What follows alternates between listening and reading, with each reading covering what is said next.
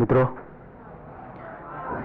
હાય, આપણે છે ને અત્યારે ગયા લેક્ચરની અંદર આમ જોવા જઈએ તો આપણે ભણ્યા એક તો તરંગગ્રહ. સીધું સાદું કોઈ પૂછે તરંગગ્રહ એટલે શું? તરંગોને લંબ સપાટી કે જેની અંદર રહેલા દરેક કણો અથવા તો બિંદુઓ સમાન કળામાં દોલન કરતા હોય. ઓકે, આને કહેવાય તરંગગ્રહ. એટલે એક વસ્તુ નક્કી, એક તરંગગ્રહ ઉપર જેટલા બિંદુ આવેલા હોય બધાની કળા સમાન હોય, યાને કે કળા તફાવત 0 હોય એમ. અને તરંગગ્રહોની ગતિ આપણે જોઈએ. અને બીજું આપણે જોયું ડોપલર અસર પ્રકાશની, કે અનુભવાતી તરંગ લંબાઈ કે આવૃત્તિ અલગ હોય જ્યારે સાપેક્ષ ગતિ હોય ત્યારે, એકબીજા તરફની અથવા એકબીજાથી દૂર. તેમાં બે પ્રકારની, રેડ શિફ્ટ અને બ્લુ શિફ્ટ. એવી રીતે તરંગ લંબાઈ ઘટતી જણાય તો બ્લુ શિફ્ટ, અને તરંગ લંબાઈ વધતી જણાય તો રેડ શિફ્ટ. એટલે એકબીજાથી દૂર જવું, બ્લુ શિફ્ટ એકબીજાથી નજીક આવવું. સીધું સાદું એનું સૂત્ર V/C, એટલે ડેલ્ટા F/F કહો તોય હાલે, ડેલ્ટા લેમડા કહો તો પણ ચાલે. ડેલ્ટા F/F અને ડેલ્ટા ન્યુ. સંજ્ઞાની વાત આવે ત્યારે માઇનસ પ્લસની વાત આવે, વી ધન ક્યારે ને વી ઋણ ક્યારે ને, એવું આપણે જોયું. રાઈટ. આ ચેપ્ટરની અંદર વ્યતિકરણ, વિવર્તન અને ધ્રુવીભવન આ 3 ઘટનાઓ આપણે ભણવાની થાય છે. અને આ ચેપ્ટરમાં હવે એની જ ચર્ચા બાકી છે કે જે 3 લેક્ચરની છે એપ્રોક્સિમેટલી. એમાંથી વ્યતિકરણની શરૂઆત કરીએ, પછી વિવર્તન, પછી ધ્રુવીભવન. વ્યતિકરણ છે, આપણે આમ તો પ્રકાશનું વ્યતિકરણ ભણવાના છીએ, પણ ધ્વનિ તરંગોમાં પણ વ્યતિકરણ તો જોવા મળે. મતલબ કે સંગત અને લંબગત બંને પ્રકારના તરંગોની અંદર વ્યતિકરણ જોવા મળે. ઇવન પાણીના તરંગો હોય, કોઈ પણ પ્રકારના તરંગો હોય એટલે વ્યતિકરણ જોવા મળે, અથવા તો એનો અનુભવ થાય એમ કહેવાય. તરંગો હોવા જોઈએ, એ પછી સંગત હોય કે લંબગત, એ પછી પાણીના તરંગો હોય કે પ્રકાશના તરંગો. આપણે વ્યતિકરણનો અભ્યાસ પાણીના તરંગોને અનુલક્ષીને કરશું, પણ બધું એ પ્રકાશને લાગુ કરશું. અને વ્યતિકરણનો અર્થ એટલે બીજું કંઈ નહીં, સંપાતીકરણથી ઉદ્ભવતી અસર. દાખલા તરીકે કોઈ બિંદુ છે માધ્યમનું, એ એક કરતા વધુ તરંગોના સંપાતીકરણની અસર અનુભવે. મતલબ કે એક કરતા વધુ તરંગો તે બિંદુ પાસે સંપાત થતા હોય તો તે બિંદુનું સ્થાનાંતર કેવું હોય? તો કે દરેક તરંગોથી થતા સ્થાનાંતરોના સદી સરવાળા જેટલું. રાઈટ. યાદ આવી ગયો સંપાતીકરણનો સિદ્ધાંત છે તરંગો માટે, કે જે તમે ચેપ્ટર 15માં ભણ્યા. કહેવાય એમ માંગુ કે જો આવી રીતે એક તરંગ હોય, જો તરંગ આવું હોવું એનો મતલબ તમને બધાને ખબર હશે કે એમાં કંઈ બહુ નવી વાત નથી. તમે ચેપ્ટર 15માં ભણ્યા, ખરેખર બધા જ કણો આ રીતે દોલન કરતા હોય. હાર્મોનિક તરંગ છે તો બધા જ કણો આ રીતે દોલન કરતા હોય. જો યાંત્રિક હોય તો આ તરંગ યાંત્રિક તરંગ હોય તો, અને બિન યાંત્રિક હોય, વિદ્યુત ચુંબકીય તરંગ હોય તો ઈ અને બી સદીશોના દોલનો આ રીતે થતા હોય. રાઈટ. જેમાંથી આપણે ઈ સદીશો ધ્યાનમાં લેતા હોય. કેમ તો કે પ્રકાશની અસર ઉપજાવવા માટે જવાબદાર કોણ છે? ઈ સદીશો.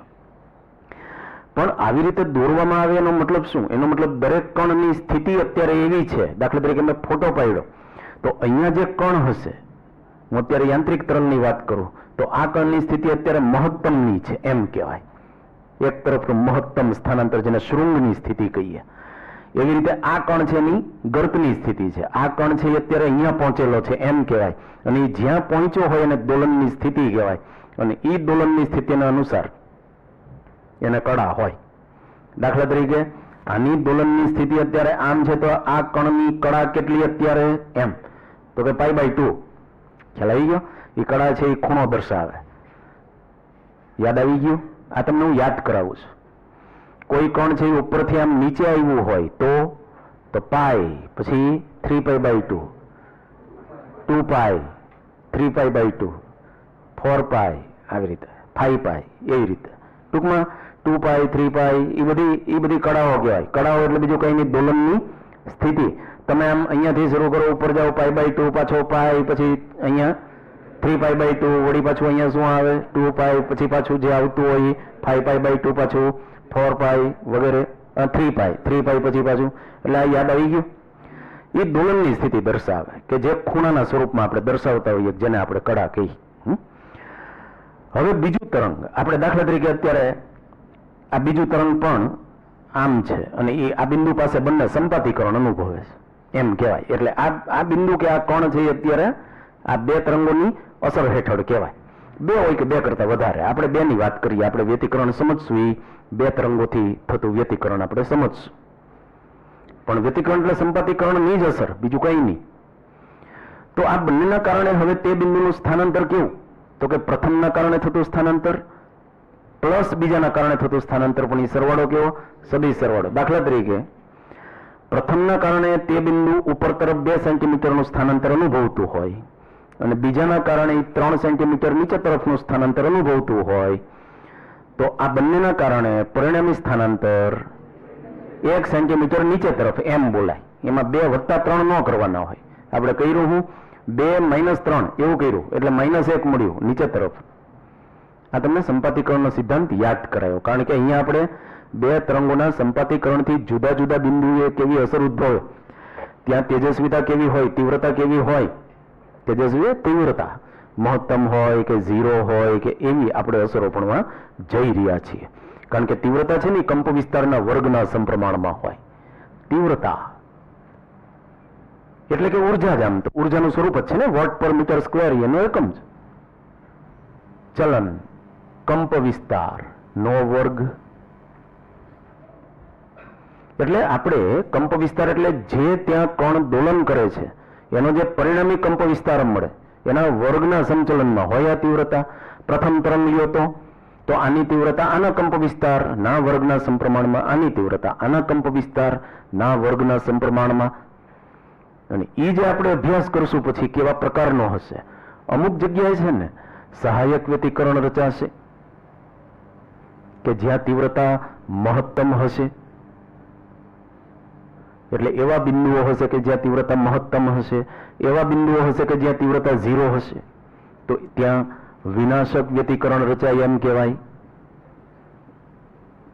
આવા બધા શબ્દોથી આપણે હમણાં પરિચિત થશું. તમારે સહાયક વ્યતિકરણ અને વિનાશક વ્યતિકરણનો અનુભવ કરવો હોય તો ઉદ્ગમો સુસંબદ્ધ હોવા જોઈએ. સુસંબદ્ધ ઉદ્ગમો જરૂરી છે તો એવું જોવા મળે. એવા બધા શબ્દો આપણે ભણશું ત્યારે તમને ખબર પડશે કે આને હું લખ્યું છે. ઉદ્ગમો સુસંબદ્ધ હોવા એટલે એક સીધું સાદું ઉદાહરણ આની અંદર આપ્યું છે, આપણે લઈએ. આપણે યાંત્રિક તરંગોની વાત કરશું, પાણી તરંગોની વાત કરીએ અત્યારે.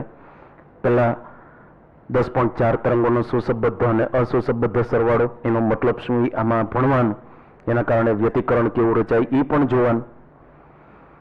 તરંગોના સંપાતીકરણને કારણે ઉત્પન્ન થતી વ્યતિકરણ ભાતની ચર્ચા કરશું. તમે પાના નંબર 13 જુઓ, તમારા મોડ્યુલનું પાના નંબર 13.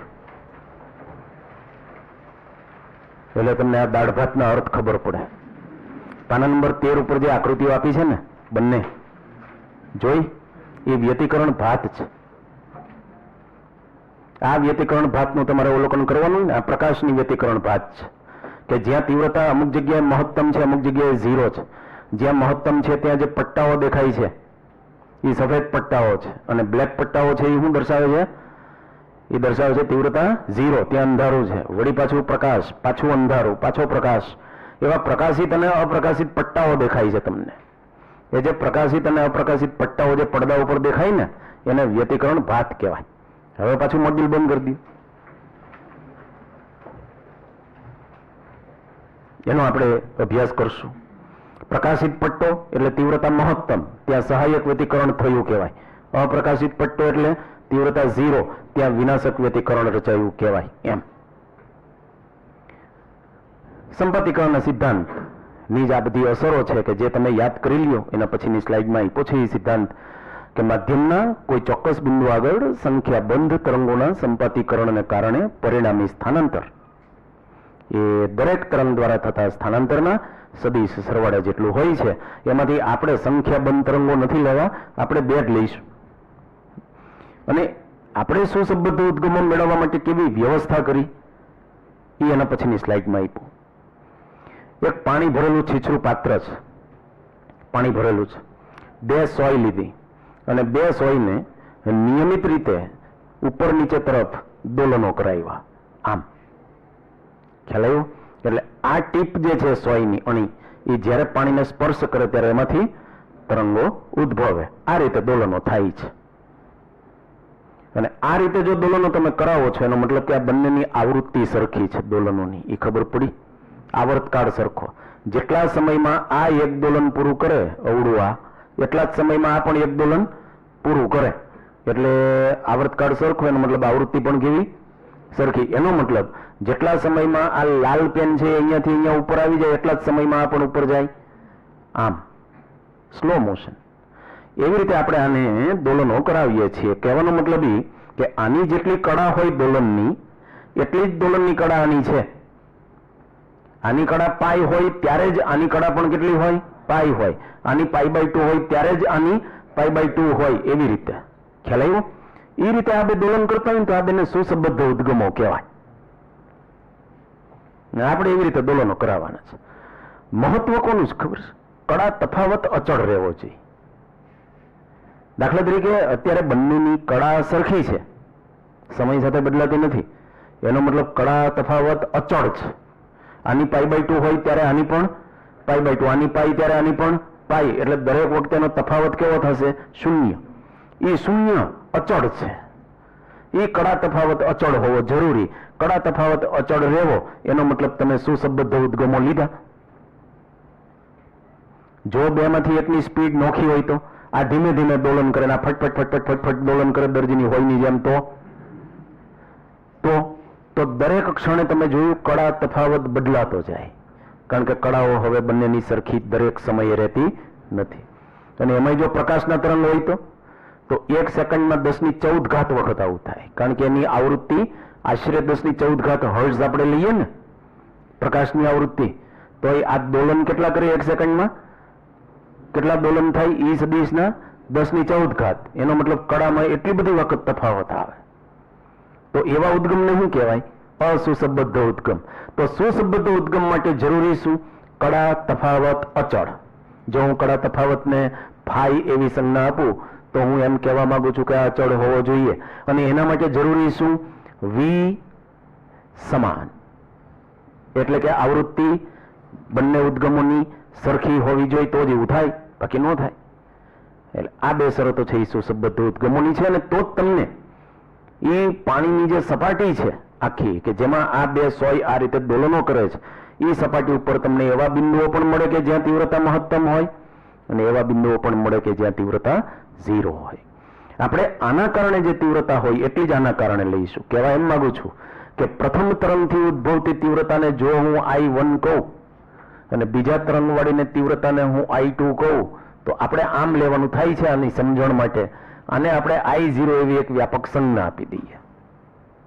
અને ત્યાં જે દોર્યું છે એમાંથી હું ખાલી S1 અને S2 જ બતાવું છું કે આ છે S1 અને આ છે S2. અત્યારે આ રીતે દોલનો થાય છે એટલે પાણીની અંદર બધે તરંગો પ્રસરે છે. આની અંદર તરંગ અગ્રો બતાવ્યા છે, આમ તરંગ અગ્ર બતાવ્યા છે સળંગ દોરીને. જોયા તમે? એવી રીતે આના પણ બતાવ્યા છે. તો તરંગ અગ્રો છે એ બધા શૃંગને જોડેલા છે. જો તમારે ગર્ત પણ રાખવું હોય તો વચ્ચે ડોટેડ લાઈન કરી નાખવાની. બે શૃંગને જોડતું તરંગ અગ્ર હોય એની વચ્ચે એક ડોટેડ લાઈન કરતી જવાની. તો ડોટેડ લાઈન છે એ શું દર્શાવે? ગર્તની સ્થિતિ. અને સળંગ રેખા શું દર્શાવે? શૃંગની સ્થિતિ. એટલે આ તરંગ અગ્રો છે એ ગતિ કરે. હવે આ તરંગ અગ્રો આગળ વધ્યા એટલે આપણે ચોખ્ખું દેખાય છે કે એમાં સંપાતીકરણ થાય છે આ આકૃતિમાં. હવે આપણે એવા અમુક બિંદુઓ લઈએ કે જ્યાં તીવ્રતા મહત્તમ હોય. એટલે કે હું એમ કહેવા માંગુ છું કે સહાયક વ્યતિકરણ થતું હોય ત્યાં તીવ્રતા મહત્તમ હોય ને એ તીવ્રતા તમને મળશે 4I0. મતલબ કે આની તીવ્રતા I0, આની તીવ્રતા I0, તો આની કેટલી હોય? તે દરેકની હોય એની કરતા 4 ગણી. અને એવા બિંદુઓ કયા? તો હું એમાંથી એક બિંદુ લઉં છું. આમાં લીધું છે P બિંદુ. મતલબ કે હું અહીંયા આના લંબ દ્વિભાજક ઉપર આમ મેં એક બિંદુ લીધું. આ બિંદુને મેં કીધું P. કહેવા એમ માંગુ છું કે હું લંબ દ્વિભાજકથી એમ કહેવા માંગુ છું કે તમારે એવું બિંદુ લેવાનું કે ત્યાં S1 થી P અંતર અને S2 થી P અંતર સરખા થાય. ખ્યાલ આવી ગયો? એટલે લંબ દ્વિભાજક ઉપર કોઈ પણ જગ્યાએ તમે બિંદુ લેશો ચાલશે. તમે અહીંયા લેશો તો પણ શું થશે? S1P is equal two S2P. બીજું એક એ ધ્યાન રાખવાનું કે આ બે વચ્ચેનું અંતર જે છે ને કે જેની વ્યાપક સંજ્ઞા છે સ્મોલ d, એ શક્ય એટલું ઓછું રાખવું. આની સરખામણીમાં, આ અંતરની સરખામણીમાં આ અંતર ખૂબ ઓછું હોય છે. એટલે કે 100 ને બહુ દૂર નહીં, નજીક નજીક જ તે. એટલે તમે બહુ નાના વિસ્તારની અંદર ઘણું બધું અવલોકી શકો એમ. તો એવું બિંદુ લીધું એટલે કે હું એમ કહેવા માંગુ છું કે અહીંયા પથ તફાવત નથી. S1P જેટલો પથ છે એટલો જ S2P પથ છે, એટલે કે અંતર સરખા છે. એટલે કે પથ તફાવત જો હું ટૂંકમાં લખું, પથ તફાવત શૂન્ય છે એમ કહેવાય. એવું મેં બિંદુ કન્સિડર કર્યું જેને P કહું. આપણે જુઓ, તીવ્રતા છે એ કંપ વિસ્તારના વર્ગના સમપ્રમાણમાં છે. હું I1 અને I2 સરખાથી એમ કહેવા માંગુ છું કે S1 માંથી નીકળતું તરંગ અને S2 માંથી નીકળતા તરંગના કંપ વિસ્તાર કેવા છે? સરખા છે એમ કહેવા માંગુ છું. તો પેલા બિંદુનું જે સ્થાનાંતર હોય એમાં પ્રથમના કારણે, એટલે કે S1 માંથી નીકળેલા તરંગને કારણે જો હું એનું સ્થાનાંતર આમ દર્શાવું કે ભાઈ y1 is equal to a cos omega t, cos વિધેયના સ્વરૂપમાં મેં આ એક હાર્મોનિક તરંગ માટે, હાર્મોનિક દોલક માટે મેં સ્થાનાંતર લખ્યું. આ તમને ખબર છે કે જેમાં આને કહેવાય કંપ વિસ્તાર, આને કહેવાય કળા t સમયની. ઓકે, તો y2 છે ને એ પણ હું આ રીતે જ લખીશ, a cos ઓમેગા t જ લખીશ. એટલે હું S2 માંથી નીકળતા તરંગ માટે ત્યાં P બિંદુ એ થતું સ્થાનાંતર પણ કેટલું હશે? એટલું જ હશે. કારણ શું? કારણ કે કળા તફાવત નહીં મળે, તમને 0 મળશે. એનું કારણ શું? આની કળા ઓમેગા t છે તો આની પણ ઓમેગા t છે. એનું કારણ શું? t સરખા હશે બંને માટે. મતલબ કે પેલો જેટલા સમયમાં ત્યાં પહોંચશે પેલો તરંગ, એટલા જ સમયમાં આ તરંગ પણ ત્યાં પહોંચશે. ખ્યાલ આવી ગયો? એનો મતલબ કે ત્યાં કળા તફાવત નહીં હોય. એટલા માટે મેં અહીંયા પણ ઓમેગા ટી લખ્યું, અહીંયા પણ ઓમેગા ટી લખ્યું. કળા તફાવત નથી ત્યાં. P બિંદુના દોલન માટેનો આના કારણે થતું સ્થાનાંતર ને આના કારણે થતા સ્થાનાંતરમાં કળા તફાવત નથી, કારણ કે બંને સમાન સમયમાં સમાન અંતર કાપે, સમય સરખો છે અને અંતર સમાન છે. તો પછી પરિણામી સ્થાનાંતર મારે લખવું હોય તો હું લખું આ બેનો સરવાળો 2a cos ઓમેગા t, જેમાં 2a છે એ કંપ વિસ્તાર છે. તો મારે જો તીવ્રતાની વાત કરવી હોય તો હું પરિણામી તીવ્રતા, ત્યાં જે જોવા મળતી P બિંદુ એ તીવ્રતા અપોન ગમે તે એક તરંગની તીવ્રતા, તો અહીંયા મારે શું કરવું પડશે? 2a સ્ક્વેર, અને અહીંયા શું કરવું પડશે? a square. આ મુજબ, કારણ કે આનો કંપ વિસ્તાર 2a એટલે મને 4 મળે. 4 મળે એનો મતલબ I is equal two 4I0. મતલબ કે ત્યાં તીવ્રતા મહત્તમ થઈ, ત્યાં સહાયક વ્યતિકરણ રચાયું તેમ કહેવાય એમ. ત્યાં તીવ્રતા મહત્તમ મળે, અને આ તીવ્રતા મહત્તમ છે એવી હમણાં ખબર પડી જશે તમને. હું જે કહું છું ને 4I0 એ મહત્તમ તીવ્રતા હોય, એનાથી વધારે ન હોય. એ હમણાં ખબર પડશે, આગળ વધશે. તો તારણ શું આપણું? આપણું તારણ એ કે S1 S2 થી S1 S2 ના લંબ દ્વિભાજક ઉપર તમે કોઈ પણ બિંદુ લેશો તો ત્યાં તીવ્રતા મહત્તમ હશે. શરત એટલી કે S1 થી અને S2 થી અંતર એનું કેવું હોવું જોઈએ? સરખું. અને બેટા લંબ દ્વિભાજક તો કેટલા બધા હોય? આપણે તો આ બોર્ડના સમતલમાં એક લંબ દ્વિભાજક બતાવ્યો, બાકી તો હું તમને કહું મેં આ બતાવ્યો છે બરોબર. લંબ દ્વિભાજક આમે હોય, આમે હોય, આમે હોય, આમે હોય. તો એ બધા જ બિંદુ હોય પાણીની સપાટી ઉપર, એ બધા બિંદુએ તીવ્રતા કેવી હશે? Maximum 4I0. ખ્યાલ ગયો? હજી આપણે એકાદ એવું બિંદુ લઈએ. મારી ગણતરી કેવી છે ખબર છે? હું તો અહીંયા શરત કહું ને કે જો તમે પથ તફાવત n લેમડા લ્યો ને, એમાં n ની કિંમત તમે તમારે 0 લ્યો, 1 લ્યો, 2 લ્યો, ગમે તે લ્યો ને, તો તમને I બરાબર 4I0 મળે પાક્કું. એમાં n માં આપણે 0 લઈ લીધો કહેવાય અત્યારે, બરોબર છે. હવે 1 નથી લેતો, 2 લઉં છું, એટલે અહીંયા 2 લેમડા આવે. ઓકે, તમને ખબર છે ને, તમને એક જગ્યાએ લખાયું phi is equal to 2 pi by lambda into x. આ શું લખાયું છે ખબર? કળા તફાવત is equal to k, k એટલે તરંગ સદિશ, into પથ તફાવત. એ x મેં કોના માટે લખ્યો? પથ તફાવત. જેમ કે અહીંયા કોઈ પથ તફાવત નહોતો એટલે કોઈ કળા તફાવત પણ નહોતો, એમ સીધી ખબર પડે. તમારે જયારે પથ તફાવત આપ્યો એને કળા તફાવત જોતો હોય કે કળા તફાવત આપ્યો એને પથ તફાવત જોતો હોય તો આ સૂત્ર તમને બહુ કામ લાગે, એટલે તમને એ લખાય. હું અહીંયા એકાદું બિંદુ લઉં, હાલો ને. આ પી છે ને, અહીંયા લઈએ આપણે આ ક્યુ બિંદુ, હાલો. અને પછી વિચારું કે એ ક્યુ બિંદુમાં કેવું થાય છે. તો કે જો ભાઈ આ અંતર ઓછું છે, આ અંતર વધારે છે. S1Q અને S2Q હવે સરખા નથી. સરખા નથી એટલે બહુ સીધી વાત છે કે આ વહેલું પહોંચે તરંગ અને આ તરંગ મોડું પહોંચે દરેક વખતે. સીધી વાત છે. આ વહેલું પહોંચે એટલે આની કળા વધારે હોય. કેમ? તો કે આ પહોંચે ત્યાં સુધી. અને અહીંયા મેં તમને સ્પષ્ટતા કરી દઉં કે મેં અહીંયા n બરાબર 2 લીધા છે. એનો મતલબ શું? આની અને આની વચ્ચે પથનો તફાવત છે એ કેટલો છે? 2 લેમડા જેટલો છે. દાખલા તરીકે અહીંયાથી આ અંતર 7 લેમડા જેટલું હોય તો અહીંયાથી આ અંતર કેટલું છે? 9 લેમડા. એટલે કે આની અંદર બરોબર 9 તરંગો સમાય આમ. અને આની અંદર કેટલા તરંગ સમાય? 7 એમ. તરંગ લંબાઈ તો હરખી જ છે. આમાંથી નીકળતા તરંગની તરંગ લંબાઈ એ જ આમાંથી નીકળતા તરંગની તરંગ લંબાઈ. કારણ કે આપણે આવૃત્તિ કેવી રાખી છે? હરખી રાખી છે. એટલે તરંગ લંબાઈમાં કોઈ ભેદ નથી. 2 લેમડા લઈ. હવે આ 2 લેમડાને અનુરૂપ 2 લેમડાને અનુરૂપ કડા તફાવત કેટલો થાય? 4 પાઈ થાય. 4 પાઈ રેડિયન. ઓકે. અથવા તો અહીંયા તમે વિચારી લ્યો ને, જો લેમડાને અનુરૂપ કડા તફાવત 2 પાઈ રેડિયન થતો હોય, અહીંયા તમે લેમડા મૂકો અને તમે જો ફાઈ એમ કહેતા હોય 2 પાઈ રેડિયન, તો પછી જો અહીંયા મારે કડા તફાવતના સ્વરૂપમાં લખવું હોય દર વખતે અહીંયા જ ન જોઈએ આપણે, દર વખતે હું એને જોયા કરવાનું. n × 2 પાઈ કરી નાખો ને. આ મેં લખ્યું એ હું લખ્યું કહેવાય, આ મેં કડા તફાવત લખ્યો કહેવાય, ફાઈ. ખ્યાલ આવી ગયો કે નહીં? દાખલા તરીકે અહીંયા 1 લેમડા હોય તો 2 પાઈ, 2 લેમડા હોય તો 4 પાઈ, 3 લેમડા હોય તો એવી રીતે, 0 હોય તો 0. એમ ચાલે. અને ઓલું સૂત્ર ઉપરથી નક્કી કરવું હોય તોય ચાલે. હવે કડા તફાવત તો 4 પાઈ છે, પણ તમે વિચારો જોઈએ, તમે તો ભણીને બેઠા છે તરંગ ચેપ્ટર. કોની કડા વધારે હોય, કોના કારણે, અને કોના કારણે કડા ઓછી હોય એમ. દાખલા તરીકે S1 થી Q જતા તરંગને કારણે અહીંયા જે કડા હોય તે દોલનની, અને S2 થી Q જતા તરંગને કારણે અહીંયા જે કડા હોય તે, એમાંથી વધારે કોની હોય? તો કે જે વહેલા પહોંચે ને એની. અવડા વહેલો પહોંચી જાય છે, આ પથ ઓછું કાપે છે એટલે વહેલો પહોંચ્યો. એના કારણે આ પહોંચે ને એ પહેલા તો ઓલા કણે 2 દોલનો પૂરા કરી નાખ્યા હોય, 1 અને 2. કારણ કે મેં કેટલો કીધો છે પથ તફાવત? 2 લેમડાનો કીધો છે ને. તો એ 2 લેમડા એટલે 2 ચક્ર પૂરા થાય ત્યાં સુધી તો એ દોલન કરતો હોય, પછી ઓલું આવે.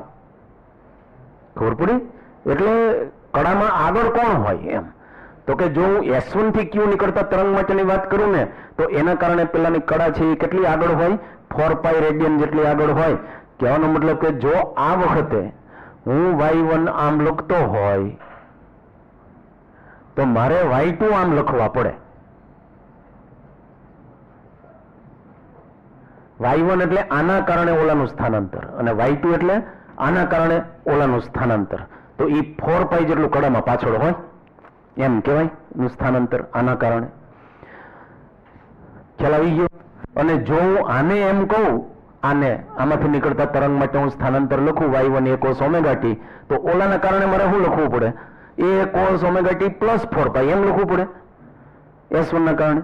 પણ મેં S1 ના કારણે છે એ Y1 લખ્યા, અને S2 ના કારણે મેં Y2 લખ્યા, એટલે 4 પાઈ જેટલી કડા મેં ઓછી બતાવી.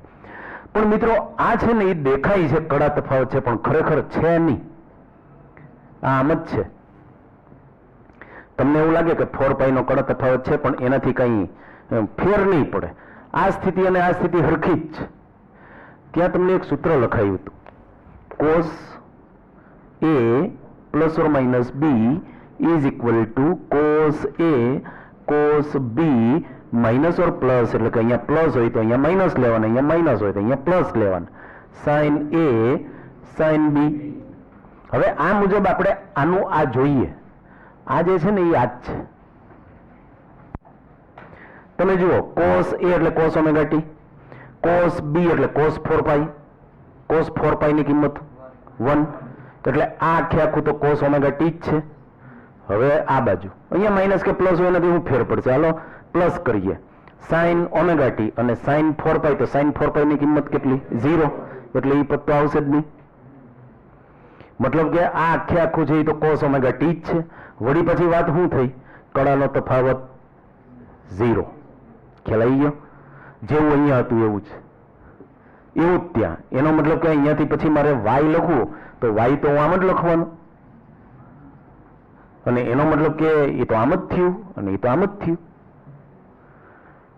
એટલે એવા કણ જે છે ને બધા જ. હવે તમે એક કામ કરો, તમે જસ્ટ વિચારો, આપણે n બરાબર 2 લીધા હતા ને, હવે n બરાબર 1 લ્યો જોઈએ. આ બધું તમારે કરવાનું. હા, તમે જયારે થિયરી વાંચો ને ત્યારે એની અંદર જે આવું લખેલું હોય ને એ બધું ચેક કરતું જવાનું. દાખલા તરીકે હવે n બરાબર 1 લ્યો જોઈએ તો અહીંયા લેમડા આવે, આ લેમડા આવે, બરોબર? તો આ કેટલા આવે? કડા તફાવત કેટલો? એટલે અહીંયા તમે 2π લખવાના, તો અહીંયા આમનું આમ જ રહેશે આ સૂત્ર મુજબ. હાલો n બરાબર 3 લ્યો તો અહીંયા 6π આવે, તો આમનું આમ જ રહેશે આ સૂત્ર મુજબ. એનો મતલબ સ્થિતિમાં કઈ ફેર નથી. તો આપણે એક તારણ ઉપર આવ્યા કહેવાય કે વ્યાપક રીતે જ્યાં જ્યાં પથ તફાવત n લેમડા હોય અથવા તો કડા તફાવત છે એ n × 2π, એટલે 2π નું પૂર્ણ ગુણાંક અને આ લેમડાનું પૂર્ણ ગુણાંક, જ્યાં જ્યાં એવું થતું હોય ત્યાં ત્યાં તમને તીવ્રતા મહત્તમ જ મળશે, એટલે કે 4I0 જ મળશે. નક્કી થઈ ગયું. તો એવા બધા જ બિંદુઓ આપણે ખાસ બિંદુઓ લીધા કહેવાય, ખાસ કિસ્સાઓ કહેવાય કે એવા બધા જ બિંદુઓ કે જ્યાં પથ તફાવત છે એ લેમડાનો પૂર્ણ ગુણાંક હોય ને અથવા તો 0 હોય, એવા બધા જ બિંદુઓ એ તમને સહાયક વ્યતિકરણ રચાયેલું જોવા મળશે. ખ્યાલ આવી ગયો? આટલું પહેલા જોઈ રજૂઆત કઈ રીતે છે એ જુઓ, પછી વિનાશકની વાત કરીએ. આપણે આ બે જલ તરંગો ઉત્પન્ન કરે છે અને કોઈ ચોક્કસ બિંદુ આગળ એક દરેક તરંગને કારણે ઉત્પન્ન થતા સ્થાનાંતરો વચ્ચે કડા તફાવત સમય સાથે બદલાતો નથી. જ્યારે આવું બને છે ત્યારે બંને ઉદ્ગમો સુસંબદ્ધ છે તેમ કહેવાય. પછી આ આકૃતિ અમસ્તી તમને જાણકારી માટે એટલે તમને ચકાવી નાખી. આ નોડ્સ, એન્ટી નોડ્સ એટલે કે શૃંગ ગર્તની જે કઈ સ્થિતિઓ છે એનું આપણે કઈ કામ નથી. તૂટક રેખાઓ ગર્ત દર્શાવે અને સળંગ રેખાઓ વર્તુળો છે એ શૃંગ દર્શાવે. આપણે એક બિંદુ P નો વિચાર કર્યો કે જેના માટે S1P બરાબર S2P છે, ત્યાંથી શરૂઆત થઈ, એટલે કે પથ તફાવત 0 છે. તો જો તમે y1 આમ લખતા હોય તો y2 આમ લખાય, એ આ સ્લાઇડમાં y1 અને y2, અને તો પછી y y1 + y2 કરો તો 2a cos ωt થાય, અને તો પછી I બરાબર 4I0 થાય. એ કેવી રીતે? એના માટેની તમને ત્યાં સમજણ લખાવી કે તીવ્રતા કંપ વિસ્તારના વર્ગના સમપ્રમાણમાં, એટલે આમ થયું I બરાબર 4I0.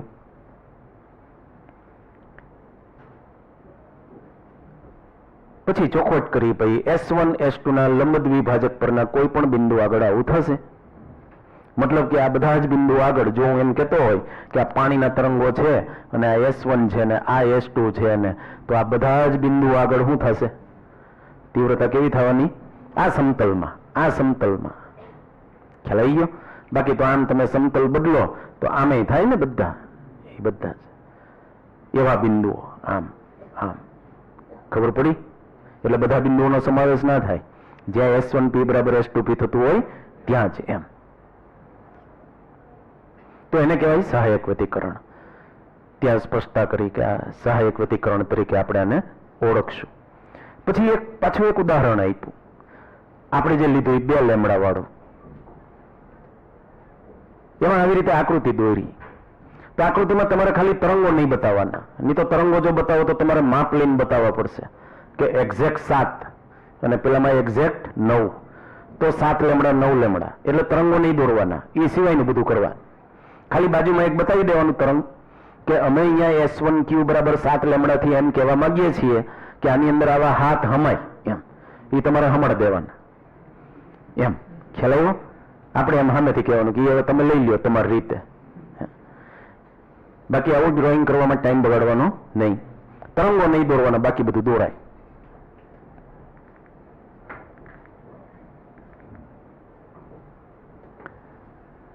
Y1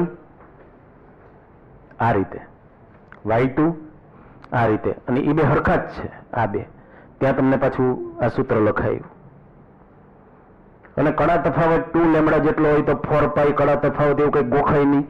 એટલા માટે આપણે આ વ્યાપક સૂત્ર જ છે કે ભાઈ પથ તફાવતને અનુરૂપ કડા તફાવત કેટલો થાય. આ બંને સ્થાનાંતરો ફરીવાર એકબીજાની સાથે કળામાં હશે એમ કહેવાય. કળામાં હોવું એટલે કળાઓ સરખી હોવી. આ બંને સ્થાનાંતરોની કળાઓ પાછી સરખી થશે. આમ દેખાતી નથી પણ છે ખરી. ખ્યાલ આવી ગયો? એનો અર્થ હું? એનો અર્થ એવો કે પ્રથમના કારણે, અવળા તરંગના કારણે આ કણ ઉપર તરફ આટલે પહોંચ્યો હોય ને, તો જ્યારે પેલો આવે ભલે મોડો આવે, પણ જ્યારે પેલું તરંગ આવે ને ત્યારે પણ આ કણ અહીંયા જ પહોંચ્યું હોય, એટલે ઓલું આમ જોઈન થઈ જાય. આને સહાયક સ્થિતિ થઈ. ખ્યાલ આવી ગયો? એટલે ત્યાં કંપ વિસ્તારને કારણે તીવ્રતા તમને મહત્તમ મળે. એ સહાયક સ્થિતિ થઈ. અને વિનાશક સ્થિતિ એટલે હું?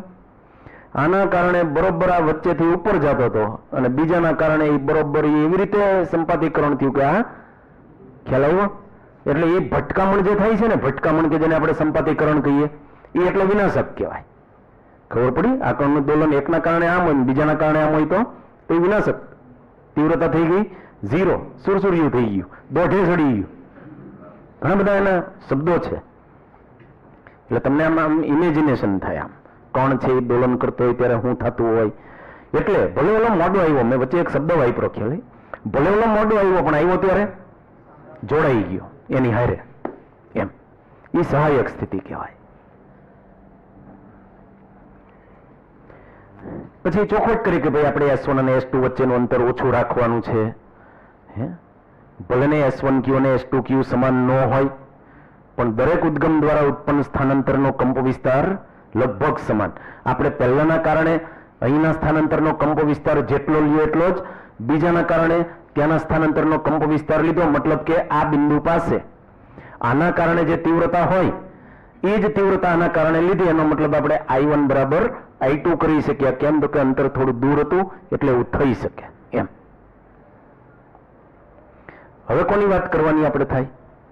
વિનાશક વ્યતિકરણ. તો આપણે એવું બિંદુ લઈએ, અહીંયા હું વ્યાપક જ લખી નાખું પહેલા જ, કે પથ તફાવત છે ને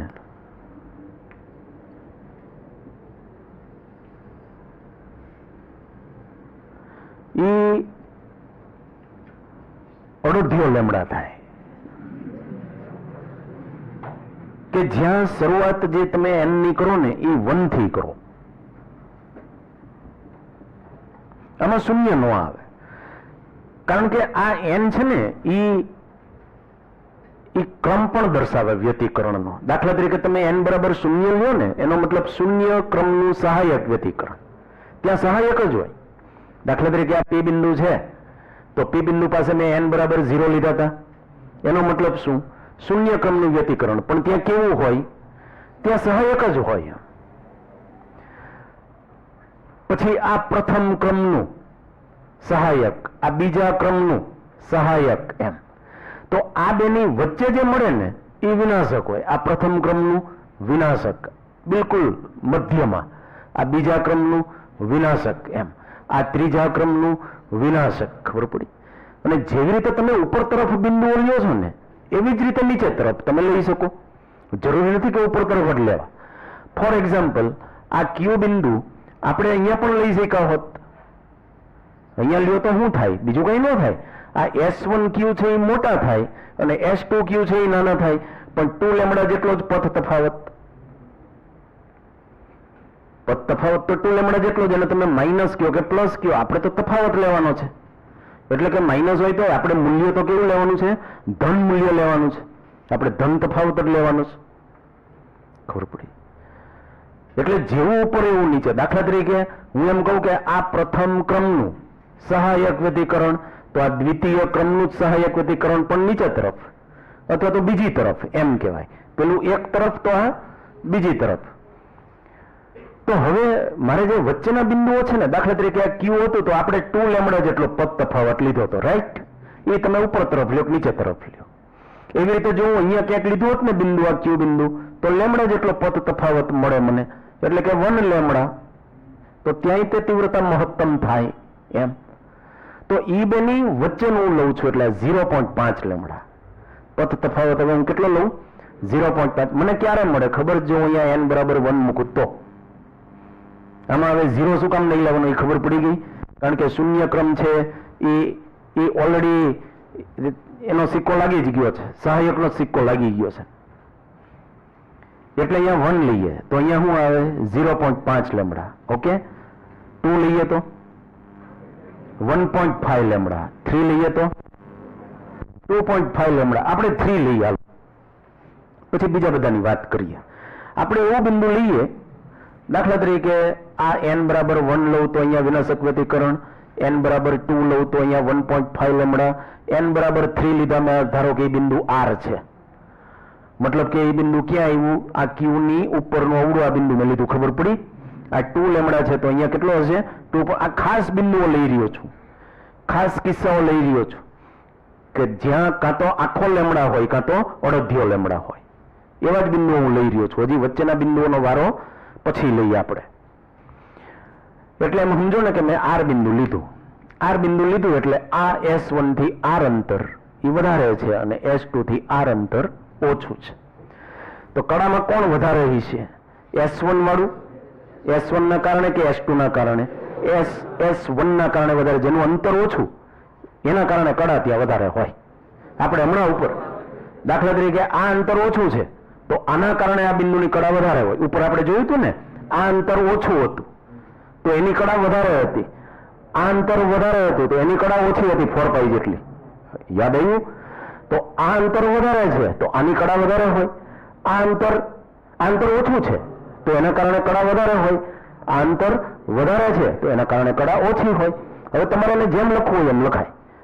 દાખલા તરીકે હું એમ કહું કે S1 માંથી નીકળતા તરંગને કારણે R બિંદુનું સ્થાનાંતર જો હું આમ દર્શાવું, બધામાં દર્શાવ્યું એ રીતે જ y1 બરાબર a cos ઓમેગા t, તો S2 ના કારણે તે R બિંદુનું સ્થાનાંતર હું દર્શાવીશ a cos omega t, minus નહીં કરું, હું કરીશ પ્લસ કરીશ. અને એ કેટલા, મેં 2.5 લેમ્બડા લીધો છે.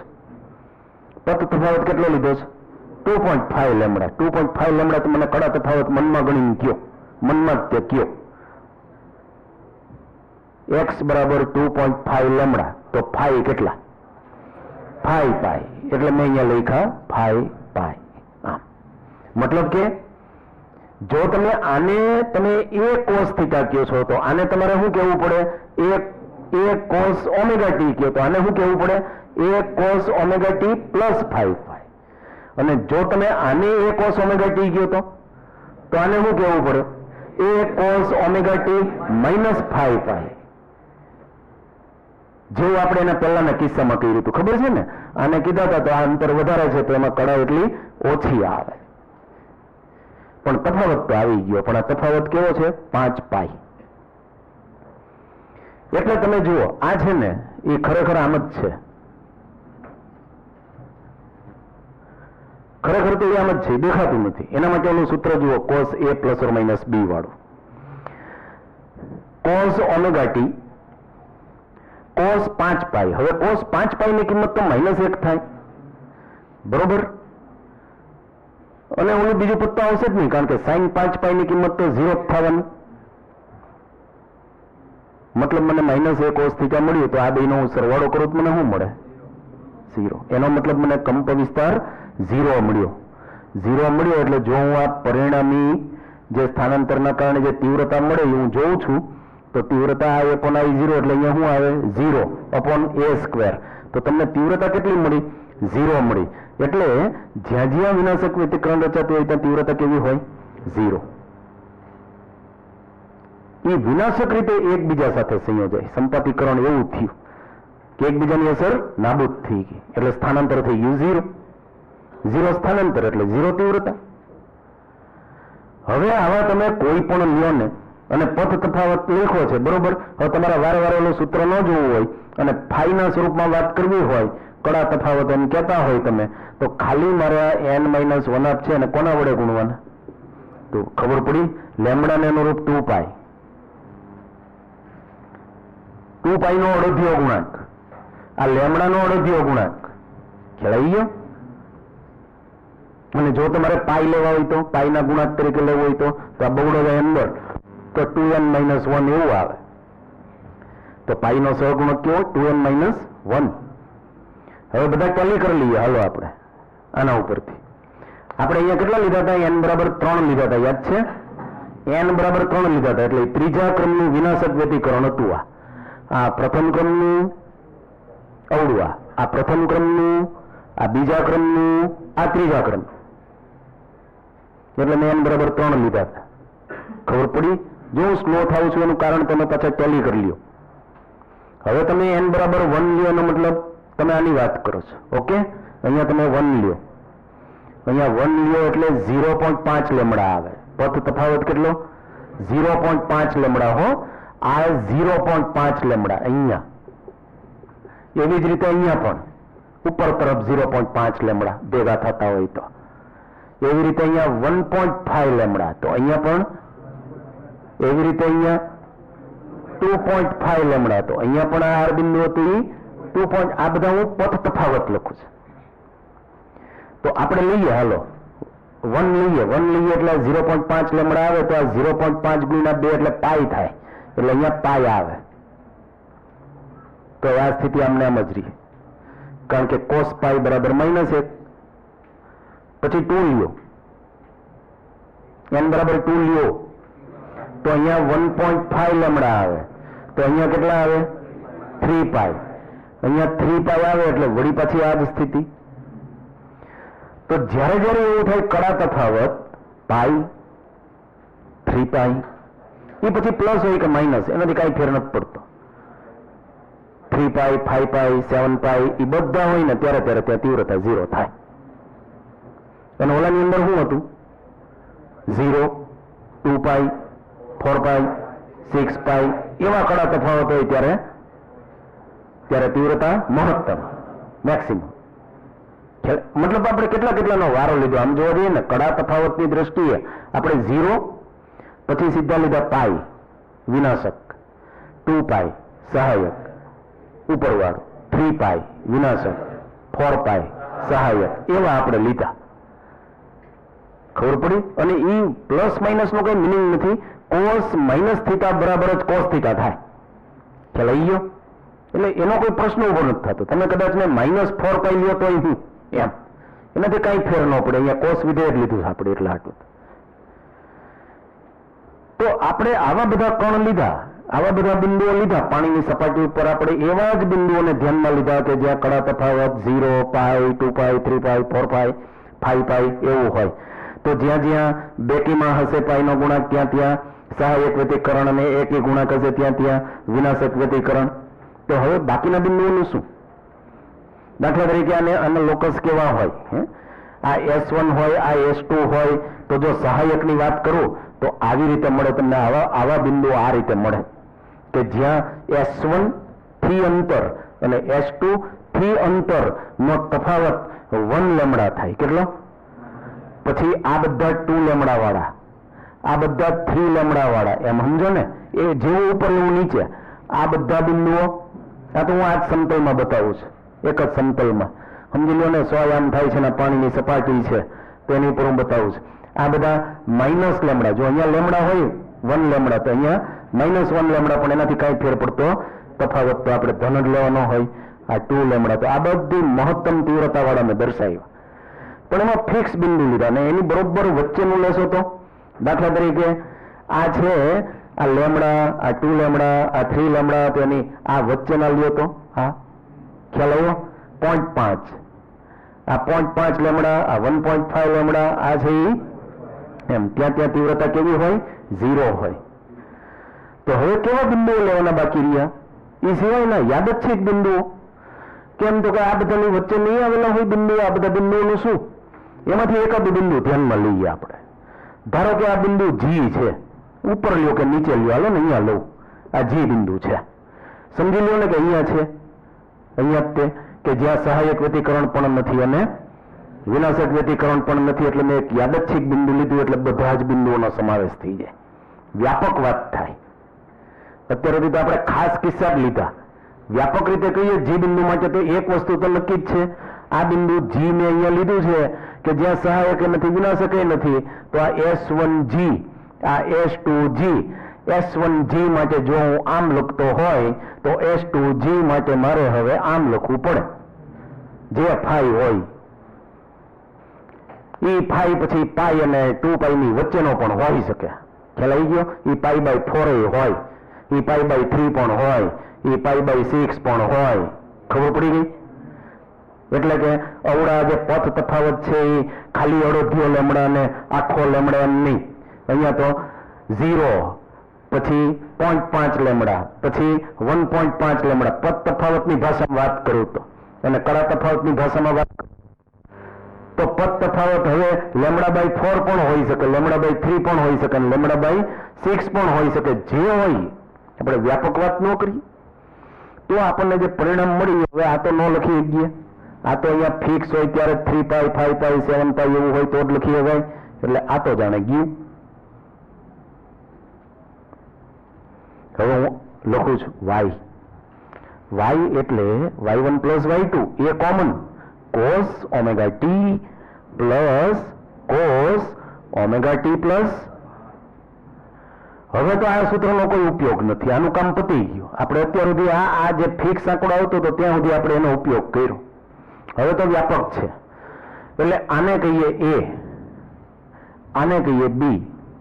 આ થયા cos a plus cos b. તો 2 cos a minus b/2 cos a plus b/2. ભાઈ આખું ખોલ નાખ, આ બધી ભીવી પડશે પછી. cos a plus cos b એટલે 2 cos a minus b/2 એટલે 2 અહીંયા લખું છું. આ લખાઈ ગયું 2. હવે cos a minus b અવડા b/2 એટલે /2 તો આવશે જ.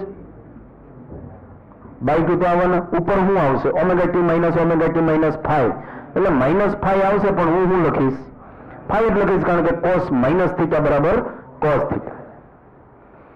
cos a plus b/2 આની હરોહર એટલે આ a આ b એટલે 2ωt plus 5 હોલ upon 2. પણ આપણે 2ωt શું કામ લખવા? આપણે ωt જ ન લખીએ અને પ્લસ 5/2 ન લખીએ. આ આપણને મળ્યું પરિણામી સ્થાનાંતર. આ પરિણામી સ્થાનાંતરમાં આનો જે સહગુણક હોય એ કંપ વિસ્તાર થયો. એટલે તમે આ સૂત્ર મુજબ જો તમે તીવ્રતા મેળવો પરિણામી તરંગની તો I/I0 છેદમાં આમને આમ રહેશે, અંશમાંનો વર્ગ કરવાનો એટલે 4a² cos² 5/2 આવે. એમાંથી a² ઉડી જશે અને I0 ઓલી બાજુ લઈ લો એટલે મને શું મળે ખબર છે? એક વ્યાપક મળે મને. I is equal to 4I0 cos² 5/2. 5 એટલે કડા તફાવત. હવે આ વ્યાપક થઈ ગયું. આ છે એ આપણે તો ખાસ કિસ્સા હતા. હવે તીવ્રતા કોઈ પણ ગમે એવો 5 હોય ને તમે લ્યો ને, એ પછી π/4 હોય, π/3 હોય, π/6 હોય, π હોય, 2π હોય, 3π હોય, 5π હોય, જે હોય પૂર્ણાંક અપૂર્ણાંક જે લ્યો એ હાલે. એટલે દાખલા તરીકે તમે ચેક કરો, તમે આમાં 0 લ્યો, 0 લેશો એટલે I બરાબર 4I0 મળશે, કારણ કે cos² 0 એટલે 1. ઓકે. પછી π લ્યો, π બરાબર તમે શું લીધા? π લીધા. તો અહીંયા π/2 થયું, ખબર પડી? I બરાબર 0 એટલે તમે આની વાત કરો છો, આમાં જ આવે ને. π તો આમાં જ આવવાના. કડા તફાવત π એકી π તો આમાં જ આવે. 2π લ્યો, 2π એટલે પાછા તમે આમાં ગયા 1 × 2π. 2π/2 એટલે π જ આવ્યા. હવે cos π એટલે -1, -1 નો વર્ગ એટલે 1 એટલે વળી પાછું I બરાબર 4I0 આવ્યું. હવે 3π લ્યો તો 3π/2 0 એટલે તમે આમાં આવ્યા. એના પછીનું લ્યો, એના પછીનું લ્યો, આમાંથી આમાં. ટૂંકમાં આ બધામાં હાલે. ખ્યાલ આવી ગયો? π/4 હાલે, π/3 હાલે, આ બધા હાલે. જો તમે આવી કિંમતો લેશો તો તમને I બરાબર 4I0 મળશે. તમે આવી કિંમતો લેશો ની તો તમને E0 મળશે. એટલે હું કહું છું કે આ વ્યાપક સૂત્ર છે. ખ્યાલ આવી ગયો? તીવ્રતા માટે ઓલું આપણે આવી રીતે ભણ્યા કે ભાઈ તીવ્રતા છે આ રીતે y1 y2 y1 plus y2 કરો એટલે આમ મળે તેમ મળે. એ આપણે થોડાક ઉદાહરણો લીધા. પછી આ વ્યાપક સૂત્ર આવ્યું કે હવે ગમે તે હશે ને તમારું કામ પતી જશે. તીવ્રતા તમને ખબર પડી જશે કે અહીંયા સહાયક વ્યતિકરણ છે કે વિનાશક, એમ વાત થઈ. પણ મિત્રો આની છે ને એક મર્યાદા છે આ સૂત્રની. મર્યાદા એ છે કે તમે અહીંયા જે I0 લ્યો છો ને, મતલબ કે તમે આવું લીધું છે, એવું કદાચ ન પણ હોય, I1 અને I2 સરખા ન પણ હોય, તો શું કરવું? બીજું, તમારે જ્યારે આ જોતું હોય તો એની વાત હું તમને પછી કરું. I1 અને I2 સરખા ન હોય તો શું કરવું એની વાત આપણે કરીએ પછી. સરખા હોય ત્યારે તો આ કામ લાગે, અને મોટાભાગના તમારે પ્રયોગો જે આવશે એની અંદર સરખા જ લેવાના થશે, એટલે આનો ઉપયોગ વધી જશે. બીજું, આ ફાઈ છે ને એ સમયની સાપેક્ષે બદલાવો ન જોઈએ. એટલે કે કડા તફાવત છે એ અચળ રહેવો જોઈએ. એનો મતલબ કે ઉદ્ગમો કેવા હોવા જોઈએ? સુસંબદ્ધ હોવા જોઈએ. તો ને તો જ આ ફાઈ છે એ સમય સાપેક્ષે અચળ રહેવાથી અવડા આઈ છે એ પણ સમય સાપેક્ષે, હું કોની ઉપર ભાર દઉં છું? સમય સાપેક્ષે અચળ રહે. મતલબ કે જ્યાં તીવ્રતા મહત્તમ હોય ત્યાં મહત્તમની મહત્તમ જ રહે, અને જ્યાં ન્યૂનતમ હોય ત્યાં ન્યૂનતમની ન્યૂનતમ જ રહે. 0 હોય તો 0 જ રહે. અને તમે જ્યારે પ્રકાશની શલાકાઓ ભણશો ને ત્યારે આ ઉદ્ગમો જ હશે, પણ પ્રકાશના ઉદ્ગમો હશે. અને અહીંયા સ્ક્રીન હશે, અને સ્ક્રીન ઉપર તમને શલાકાઓ મળશે. શલાકાઓ એટલે મેં તમને જે બેન્ડ બતાવવાની, કે દાખલા તરીકે આ છે દોર્યું આમ, આને કહેવાય શૂન્ય ક્રમની પ્રકાશિત શલાકા, એટલે મધ્યસ્થ પ્રકાશિત શલાકા, કે જ્યાં તમને સહાયક વ્યતિકરણ મળે. તીવ્રતા કેટલી હોય?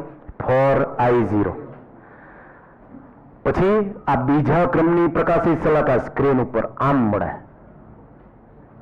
આમ. એ બીજા ક્રમની એટલે n=2, પણ કેવું? સહાયક વ્યતિકરણ. પ્રથમ ક્રમનું સહાયક વ્યતિકરણ ખ્યાલ આવ્યો? એટલે પ્રથમ ક્રમની પ્રકાશિત શલાકા એમ કહેવાય. આ શૂન્ય ક્રમની એવી જ રીતે જેવી ઉપર એવી જ નીચે, કે જ્યાં પથ તફાવત લેમડા હોય. હર n જોતા જાજો. આ n ની કિંમત હું અહીંયા લખું છું, અને સહાયક વ્યતિકરણ એટલે આ બ્રાઇટનેસ બતાવું છું. તમે જે સફેદ પટ્ટાઓ જોયા ને એની વચ્ચે, બે સફેદની વચ્ચે કાળા પટ્ટાઓ, એટલે આ વિનાશક. એ અવળું આજે મેં લખ્યું છે ને 0.5 વાળું બિંદુ તો અહીંયા જ હોય. અહીંયા સંપૂર્ણ તીવ્રતા 0 હોય, બાકી આ આખો વિસ્તાર હોય ને એ ડાર્ક હોય, પણ બિલકુલ 0 તીવ્રતા ક્યાં હોય? બિલકુલ વચ્ચે. અને આ જે હું આમ દોરું છું ને, અને આ સમતલમાં જ મેં દોરી, ખરેખર એમ નહીં, પડદો આમ હોય. ખ્યાલ આવ્યો? એટલે અવળી આ શલાકા છે એ આમ હોય, આમ, આવી રીતે આમ. એ તમને દેખાય, પણ એ ક્યારે દેખાય? જો સુસંબદ્ધ ઉદ્ગમો હોય તો. મતલબ કે આ દાખલા તરીકે પ્રકાશિત છે ને, તો એ તમને પ્રકાશિતની પ્રકાશિત જ દેખાય. એમ નહીં કે ઘડીક દિન થાય ને ઘડીક ફૂલ થાય ને, એવી રીતે નહીં. ઝાંખી થાય ને વળી વહી જાય ને પાછી આવે, એમ નહીં. કેમ? તો કે તમે ઉદ્ગમો કેવા લીધા છે? સુસંબદ્ધ. અને મિત્રો, જો અસુસંબદ્ધ ઉદ્ગમો હોય ને તો તમને આવી વ્યતિકરણ ભાગ જોવા જ ના મળે. એટલે કે જે આ ઉર્જાનું વિતરણ છે ને, તીવ્રતાનું વિતરણ એ તમને જોવા જ ન મળે. વિતરણ એટલે હું? મહત્તમ ન્યૂનતમ થવું.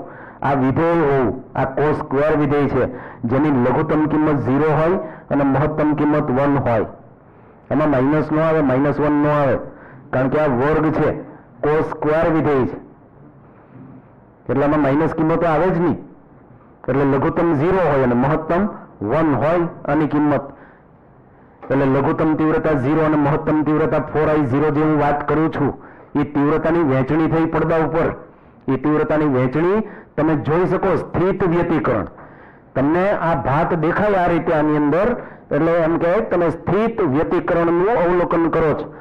જે તીવ્રતા મહત્તમ છે એ મહત્તમ જ રહી, અને જે 0 છે એ 0 જ રહી. ક્યારે થાય? જો આ ફાઈ એટલે કે કડા તફાવત અચળ રહેતો હોય.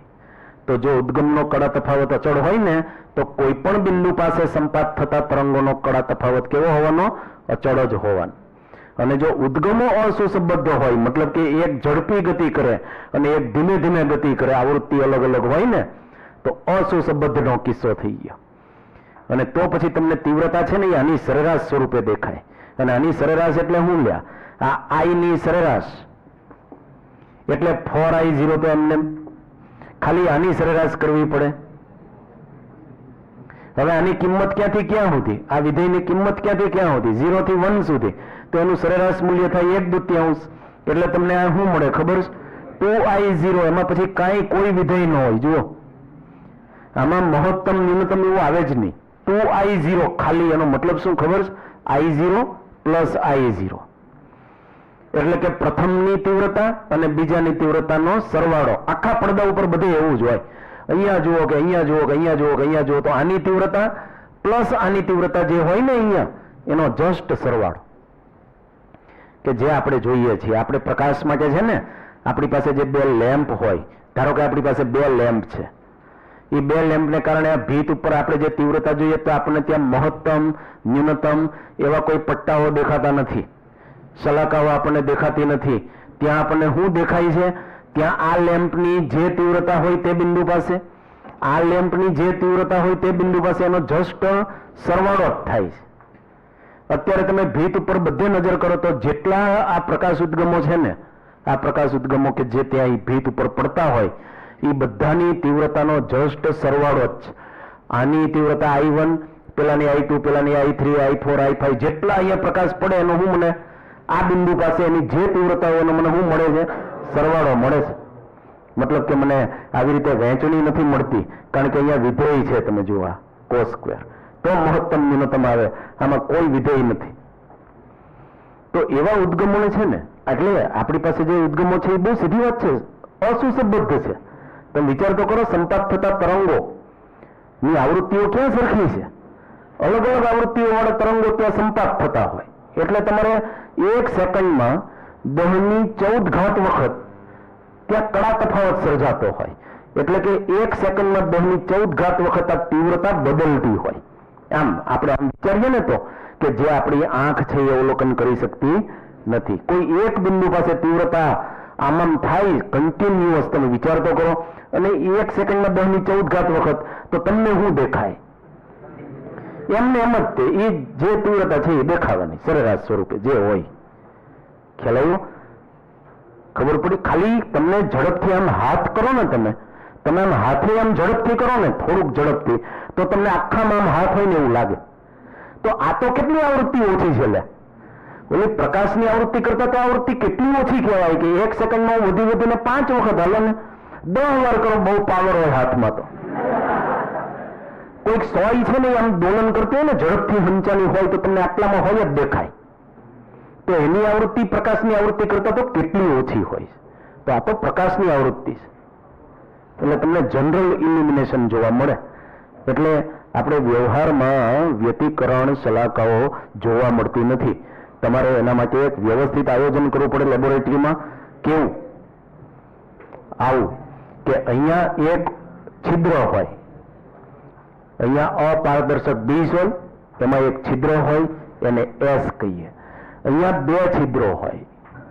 આ યંગ નામના વૈજ્ઞાનિકે સૌથી પહેલા પ્રાયોગિક ગોઠવણ આ વ્યતિકરણ શલાકાઓનું અવલોકન, એને ખબર પડી વ્યતિકરણ જેવી ઘટનાઓ થતી, સંપાતીકરણથી શું અસર થાય આપણે જોઈ.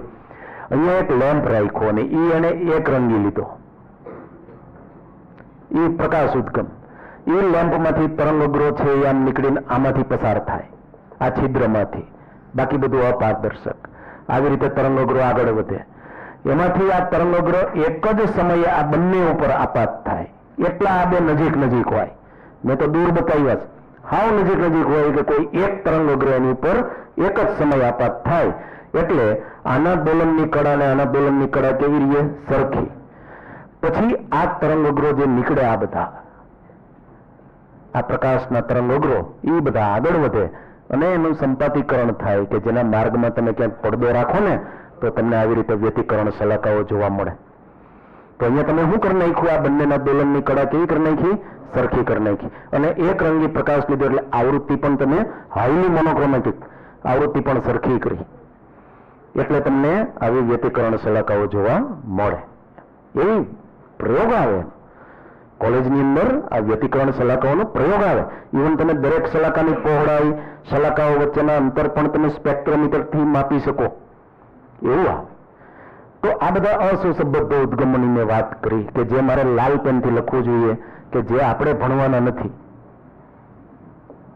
આ તો તમને જાણકારી કે અસુસંબદ્ધ ઉદ્ગમો હોય તો શું થાય, તો વ્યતિકરણ શલાકાઓ જોવા મળે નહીં. એ આગળ લખ્યું છે. લુક,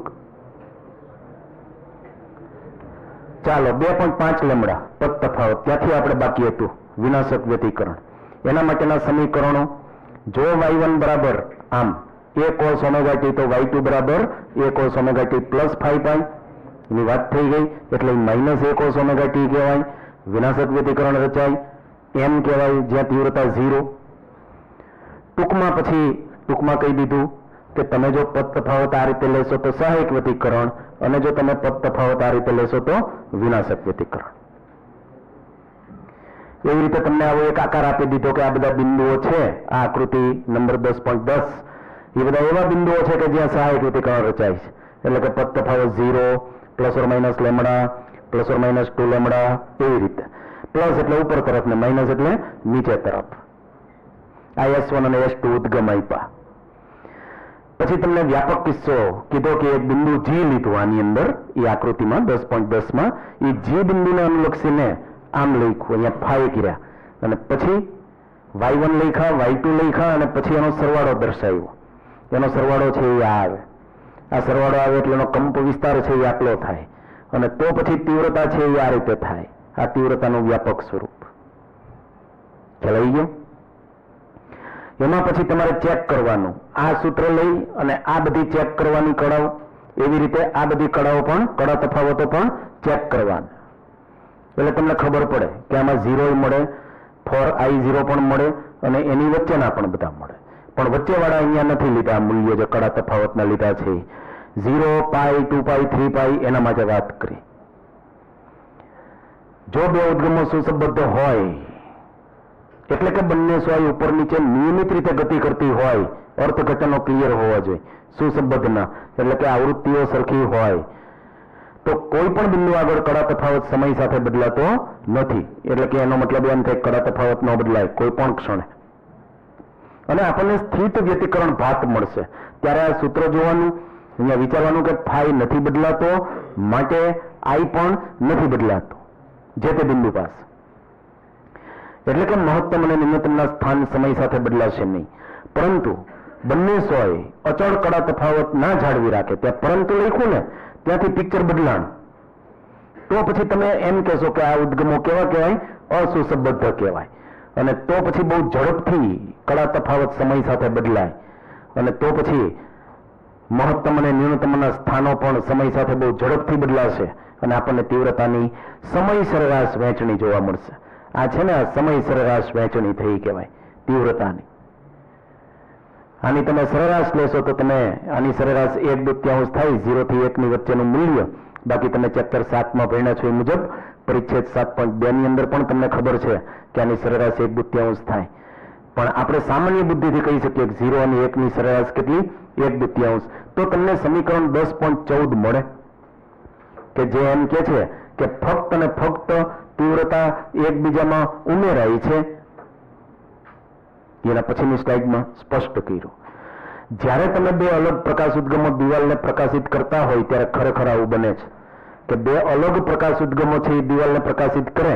દાખલા તરીકે આ બ્લુ લાઇટ હોય અને આ રેડ લાઇટ જો એક રંગની લ્યો તો એની આવૃત્તિઓ કેવી? અલગ અલગ. તો જ્યારે અલગ અલગ આવૃત્તિ હોય ત્યારે આવું થાય. તો આપણી પાસે તો જે લેમ્પ હોય છે એ તો શ્વેત પ્રકાશ જ હોય, એટલે કે બધી જ તરંગ લંબાઈઓ ધરાવતા હોય, બધી જ આવૃત્તિઓ ધરાવતા હોય. 4000 થી 8000 એંગસ્ટ્રોમ તરંગ લંબાઈઓને અનુલક્ષીને જે આવૃત્તિ હોય, એટલે ત્યાં જે સંપાતીકરણ થાય છે એ જુદી જુદી આવૃત્તિઓનું થાય. આમાંથી 3000 એંગસ્ટ્રોમનો પ્રકાશ, 4000 એંગસ્ટ્રોમનો પ્રકાશ નીકળતો હોય તો આમાંથી 6000 નો ત્યાં સંપાત થતા હોય. આપણે કેમ ખબર પડે? સતત બદલાય, આવૃત્તિઓ સરખી નથી માટે. હવે હું તમને એ વાત કરું કે આની એક મર્યાદા છે. એ મર્યાદા મેં તમને કીધી કે આની અંદર I1 બરાબર I2 તમારે લેવા પડે છે. એ એક લિમિટેશન આપણે રાખવું પડે છે આ સૂત્રમાં. તો એક એવું વ્યાપક પરિણામે આપણે મેળવી શકીએ કે જેની અંદર I1 અને I2 હરખા હોય તોય ચાલે અને હરખા ન હોય તોય ચાલે. તો એ વ્યાપક થયું કહેવાય. જેમ કે હું તમને એમ કહું કે આપણે અહીંયા જે હમણાં કિસ્સાઓ લીધા હતા એ વ્યાપક ન કહેવાય, એ અમુક ચોક્કસ કળા તફાવત માટેના કહેવાય. ખ્યાલ આવે છે કે તીવ્રતા આમ થઈને તીવ્રતા આ વ્યાપક થયું. આ બધામાં હાલે કે એમાં પાઈ 2 પાઈ કે π/4 π/6 જે કાંઈ હોય બધું હાલે એવી રીતે. તો આનું એક વ્યાપક તીવ્રતાનું સૂત્ર છે. આપણે એને ગાણિતિક રીતે તારવવું નથી, પણ એની એક ફેઝર ડાયાગ્રામની રીત છે કે જેનાથી તારવી શકાય, પણ આપણે એનું કામ નથી. આપણે કામ એ છે કે પરિણામ કયું, પરિણામી તીવ્રતા એટલે કે સંપાત બિંદુ એ જે તીવ્રતા હોય એ I1 plus I2 plus 2 root I1 I2 cos phi, આ કોસ વિધેયને અનુસરે. હવે આમાં તીવ્રતા હરખી હોય તોય ચાલશે ને હરખી નહીં હોય તો પણ ચાલશે. દાખલા તરીકે કોસ ફાઈ ની મહત્તમ કિંમત 1 અને ન્યૂનતમ કિંમત -1. આમાં તો 0 ન હોય. કોસ વિધેયમાં કોસ સ્ક્વેર વિધેય હોય તો આપણે કહીએ 0 થી 1, કોસ વિધેય હોય તો -1 થી 1.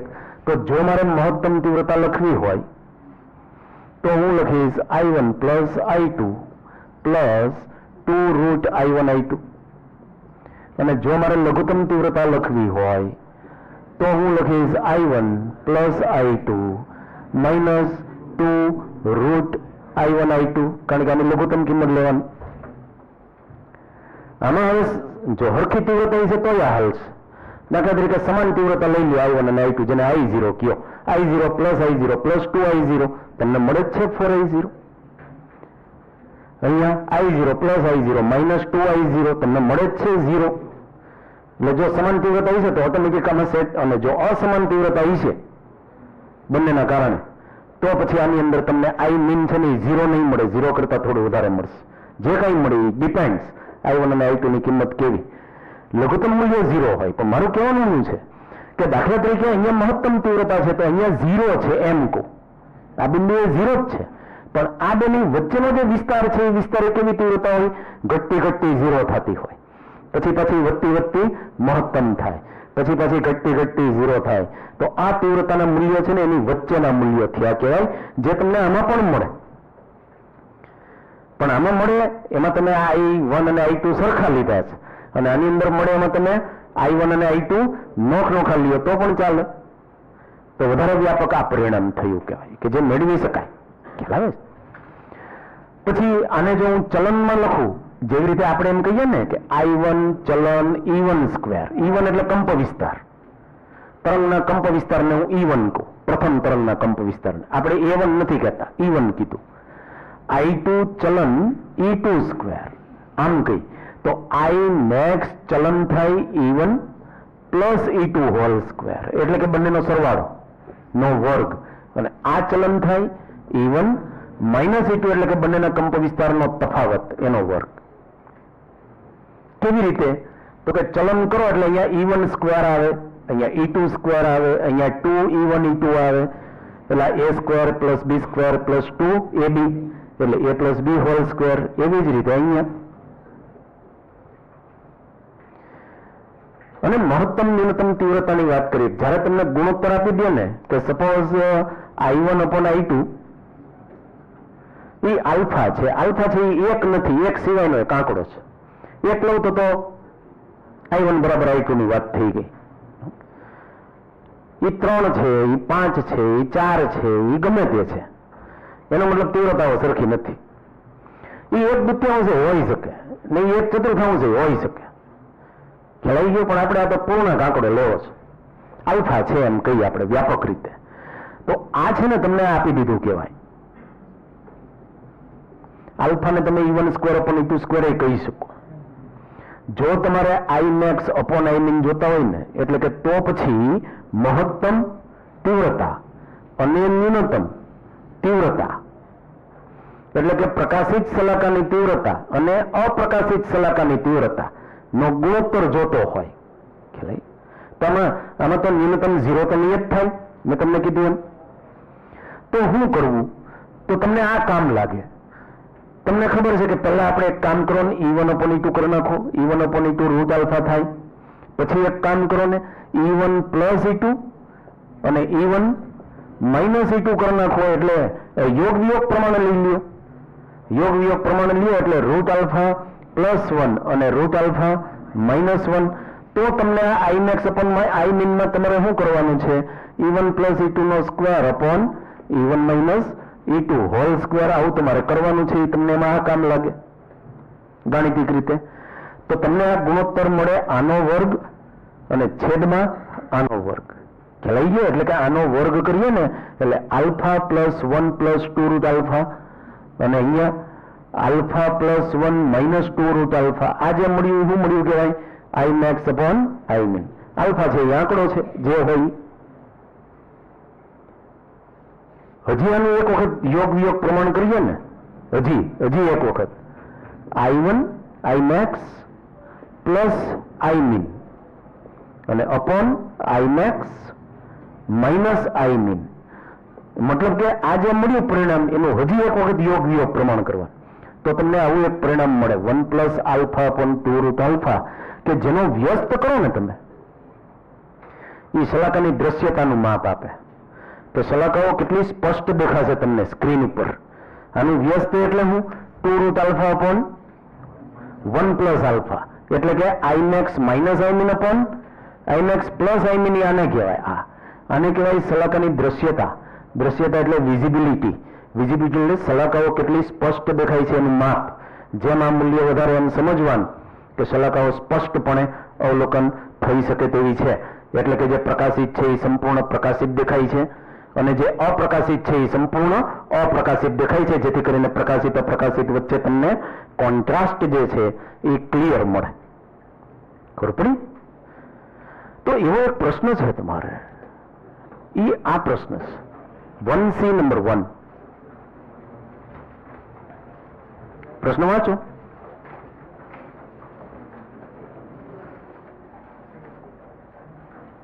જોઈ લીધો? અત્યારે પ્રશ્ન વાંચો, નોટના પાના ન ફેરવો. અત્યારે પ્રશ્ન વાંચવાનો, એમાં હું કઈ બાબતો હું દર્શાવે છે એ જોઈ લ્યો. અપ્રકાશિત શલાકાની તીવ્રતા અહીંયા 0 નહીં હોય એ પણ માઇન્ડમાં રાખો. 0 ક્યારે હોય? જ્યારે આલ્ફાનું મૂલ્ય 1 હોય, અને 1 હોય ને ત્યારે તો આ આલ્ફા 1 એ 2 જ આવે, એટલે અહીંયા 1 જ આવે. આ ગુણોત્તર કેટલો આવે? 1 આવે.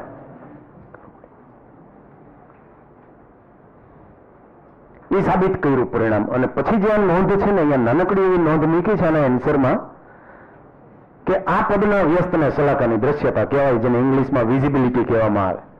તો ત્યાં વિચારવાનું છે કે દ્રશ્યતા એટલે બીજું કંઈ નહીં, સ્પષ્ટપણે અવલોકન થાય એવી શલાકાઓ હોય તો દ્રશ્યતા સારી. એમ સારી નહીં સારી એવા શબ્દો આવે અહીંયા. વધારે ઓછી એમ નહીં, પણ જેમાં મૂલ્ય વધારે એમ દ્રશ્યતા સારી એમ કહેવાય. 3B number 17.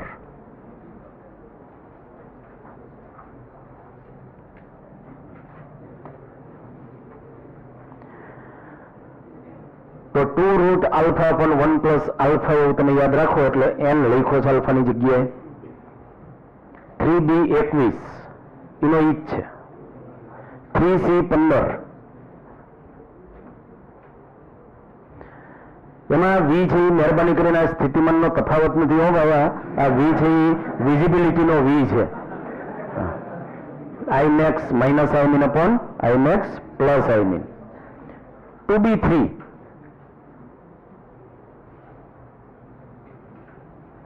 પ્રશ્ન વાંચી લ્યો.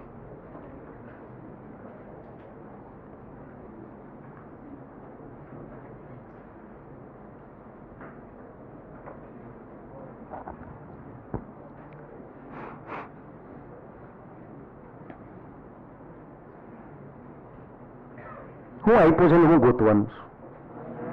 આઈ મેક્સ અપોન આઈ મીન આપ્યા છે અને I1 અપોન I2 ગોતવાના છે. અહીંયા શું હતું? I1 અપોન I2 આપ્યા હતા અને આઈ મેક્સ અપોન આઈ મીન બાજુ આપણે ગયા હતા. એનાથી ઊંધી પ્રક્રિયા કરવાની. જેમ કે તમને 25 આપ્યા છે ને, એ તમને આ આપ્યા કહેવાય, એટલે વર્ગમૂળ કરવાનું પહેલા, એટલે 5 થાય, એટલે તમે અહીંયા પહોંચ્યા કહેવાય. આના બરાબર 5. પછી એને યોગ વિયોગ લેવાનું. તમારે આમાંથી તમે આમાં જાઓ કે તમે આમાંથી આમાં જાઓ, એક વખત તો તમારે યોગ વિયોગ પ્રમાણ તો લેવું જ પડે. હવે અહીંયા 5 છે ને તમે યોગ વિયોગ પ્રમાણ લ્યો એટલે તમને આ મળી જાય. કારણ કે 2E1 અપોન 2E2 આવે, એટલે E1 અપોન E2 થયા. અને અહીંયા હું 5 વત્તા 1, 5 ઓછા 1, 6 ચતુર્થાંશ 3 દ્વિતીયાંશ આવ્યા તમને. હવે ખાલી એનો વર્ગ જ કરવાનો છે કે જે તમને આપે I1 અપોન I2. તો I1 અપોન I2 આપ્યો અને I max upon I min જોતા હોય, કે I max upon I min આપ્યો અને I1 અપોન I2 જોતા હોય, એવા પ્રશ્નો ઘણા હોય. એ પછી ગમે તે આપ્યો હોય ગુણોત્તર. 2B number 8. તીવ્રતાનો ગુણોત્તર આપ્યો છે અને કંપ વિસ્તારોનો ગોતવાનો છે. તો I ચલન E સ્ક્વેર. તો શું કરવું પડે એ વિચાર લેવાનું. √I1/√I2 કરવું પડે. 2B 20, 3C 21, 3A2.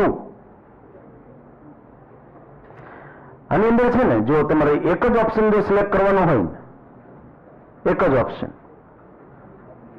બે ઓપ્શન સિલેક્ટ કરવાનો હોય તો આમાં બે આવે, આમાં બી પણ આવે અને ડી પણ આવે, પણ એક જ ઓપ્શન સિલેક્ટ કરવાનો હોય તો વધુ યોગ્ય કયો ઈ જોવા. ખ્યાલ આવી ગયો? અને તમારે ધારો કે આ પ્રશ્ન આવે છે ને, તમારી એક્ઝામ સિસ્ટમ એવી છે કે જેમાં તમારે એક જ ઓપ્શનને ટીક કરવાનો હોય, એવી એક્ઝામ સિસ્ટમ હોય તો તમારે એમાં ડી ને સિલેક્ટ કરવાનો થાય. એમાં તમે બી સિલેક્ટ કરો તો ના ચાલે, એનો માર્ક ન મળે. બી ખોટો નથી, પણ એના કરતા વધારે સચોટ જ્યારે ઓપ્શન આપ્યો હોય ત્યારે તમારે એને સિલેક્ટ કરવો પડે. તો બીમાં એમ લખ્યું સમાન આવૃત્તિ ધરાવતા હોવા જોઈએ. સાચી વાત છે. સુશબ્દ ઉદ્ગમોમાં સમાન આવૃત્તિ આવે તો જ કળા તફાવત સમાન રહે, પણ આમાં એમ લખ્યું છે સમાન આવૃત્તિ સાથે ચોક્કસ કળા સંબંધ. કળા સંબંધ એટલે કળા તફાવત જે હોય તે. કળા તફાવત 0 પણ હોઈ શકે અને કળા તફાવત ગમે તે હોઈ શકે. તો આપણે 0 સેટ કર્યો હતો. બાકી બેની આવૃત્તિ સરખી હોય, હું તમને કહું, આપણે પહેલા જ બધી વાત થઈ, કદાચ આ જયારે અહીંયા ટચ થઈ ગયું હોય પાણીને ત્યારે આ ઉપર હોય, પછી આ ઉપર જઈને આ ટચ થાય, પણ જો આવૃત્તિ સરખી હોય તો ખ્યાલ આવે છે. તો કળા તફાવત તો અચળ રહેવાનું. એટલે કળા તફાવત મહત્વનો છે, એ જે હોય. 2A નંબર 4, જુદી જુદી તીવ્રતા આપી હોય તમારે મહત્તમ અને ન્યૂનતમ જોતી હોય તો તમારે આ રીતે જ કરવાનું થાય છે. અને ડેફિનેટલી અહીંયા ન્યૂનતમ તીવ્રતા છે એ 0 કરતા મોટી મળશે, 0 નહીં મળે.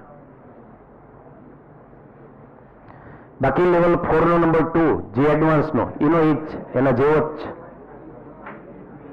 ખ્યાલ મોઢું આપણે બંધ રાખશું ખાલી.